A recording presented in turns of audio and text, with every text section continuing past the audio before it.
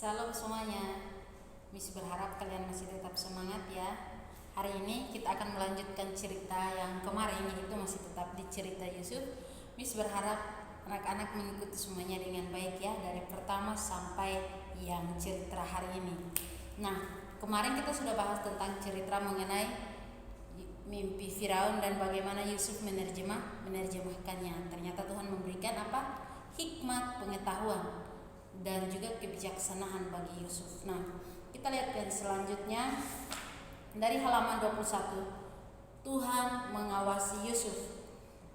Ternyata sesudah Yusuf dipilih menjadi orang nomor 2 di Mesir atau gubernur Mesir, Tuhan mengawasi Yusuf.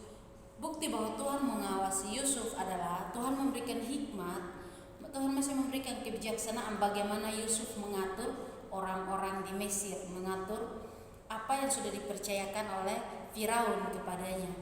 Coba anak-anak bayangkan atau pikirkan bagaimana seorang nabi, orang yang baru keluar dari penjara, diangkat jadi pemimpin. Apakah dia bisa memimpin?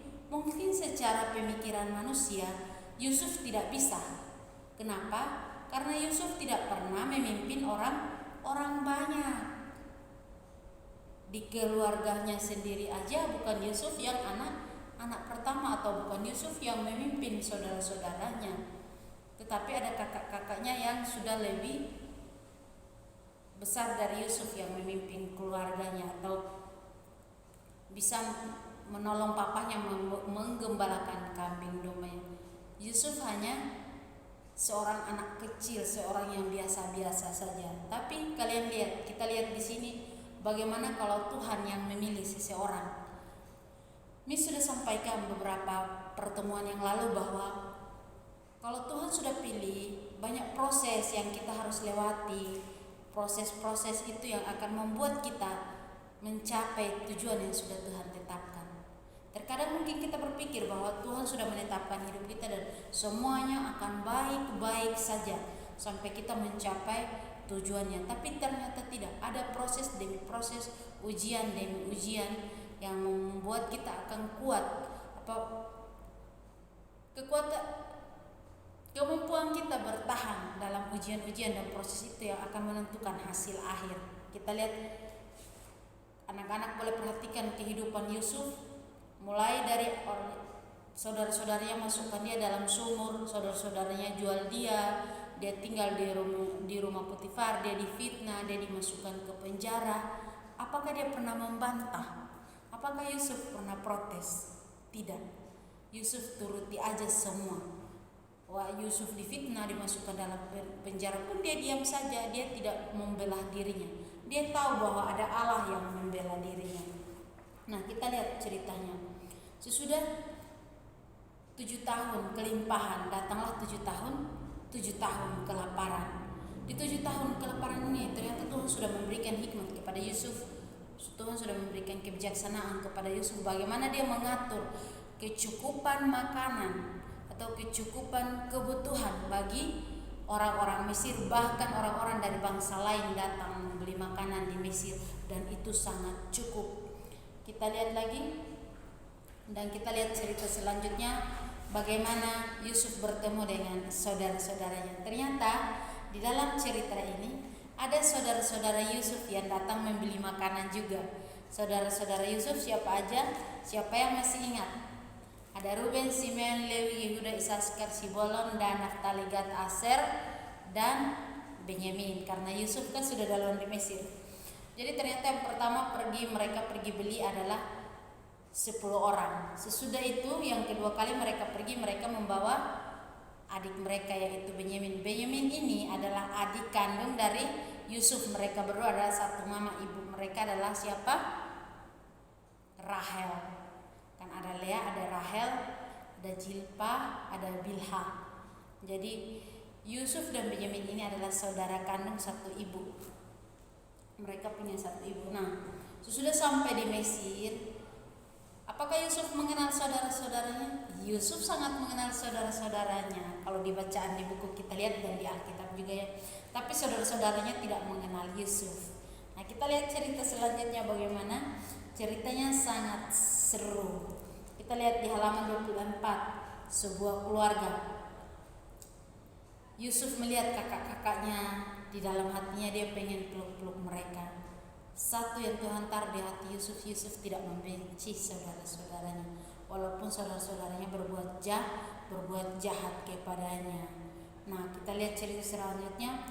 Kakak-kakak lelaki Yusuf membungkuk hormat pada Yusuf sama seperti di dalam mimpinya bertahun-tahun silam.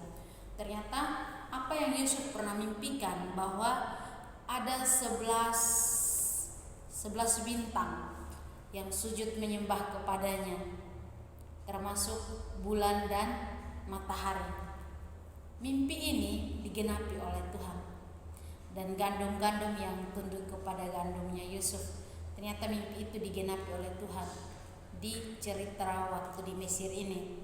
Jadi saudara-saudaranya hormat kepada Yusuf ketika mereka mengetahui bahwa yang ada itu adalah Yusuf. Nah, kita lihat bagaimana ceritanya. Bagaimana ceritanya sampai mereka mengetahui bahwa itu adalah Yusuf yang ada di mimpi tersebut. Kita lihat ya. Pada waktu itu sesudah Benyamin dibawa, Yusuf mengajak saudara-saudaranya ini untuk makan bersama.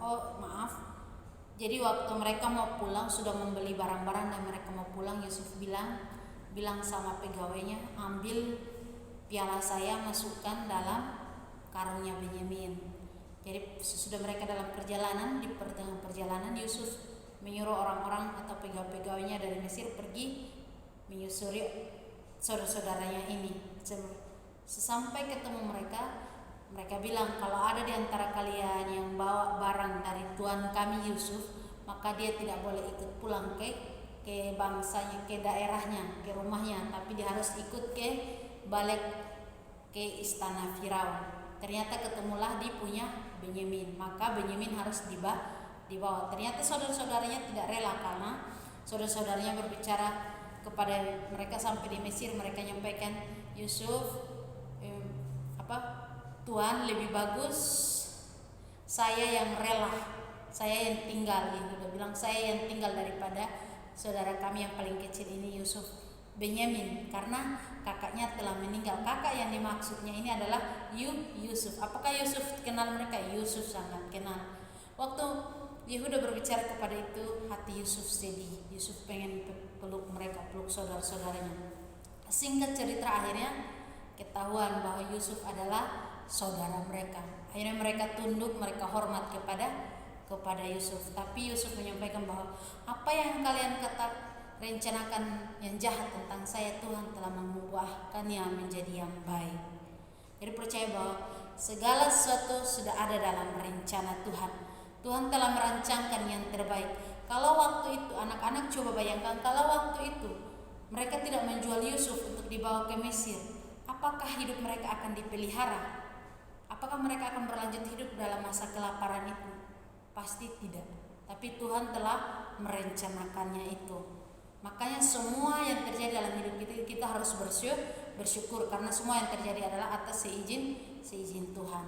Nah, dari cerita ini ada beberapa tugas di situ yang anak-anak perlu kerjakan. Miss berharap kalian boleh mengerjakannya sampai di halaman 27. Di halaman 28 ada cerita singkat di situ bahwa Yusuf berkata kepada saudara-saudaranya, "Akulah saudaramu. Selama ini Tuhan memiliki rencana untukku." Jadi disitulah Yusuf memperkenalkan dirinya kepada saudara-saudaranya. Yusuf juga memberitahu saudara-saudaranya untuk membawa serta Yakub dan keluarganya ke Mesir untuk hidup di sana. Dia menceritakan saudaranya bahwa mereka akan mempunyai cukup makan dan sebuah rumah yang indah untuk ditinggalnya. Jadi ketika mereka sudah saling mengenal, Yusuf meminta saudara-saudaranya untuk membawa papah mereka, yaitu Yakub, tinggal di Mesir. Nah, ada beberapa tugas di situ anak-anak boleh kerjakan. Miss berharap kalian bisa mengerjakan semuanya dengan baik. Kita mengakhiri materi hari ini dengan doa Bapa kami. Bapa kami yang di surga, dikuduskanlah namamu, datanglah kerajaanmu. Jadilah kehendakmu di bumi seperti di surga. Berikanlah kepada kami hari ini makanan kami yang secukupnya. Dan ampunilah kesalahan kami seperti kami juga mengampuni orang yang bersalah kepada kami. Dan jangan membawa kami dalam pencobaan, tapi lepaskan kami daripada yang jahat. Karena Engkau yang punya kerjaan, kuasa, dan kemuliaan sampai selama-lamanya. Amin. Oke, jangan lupa mengerjakan tugas-tugasnya. Tuhan Yesus memberkati.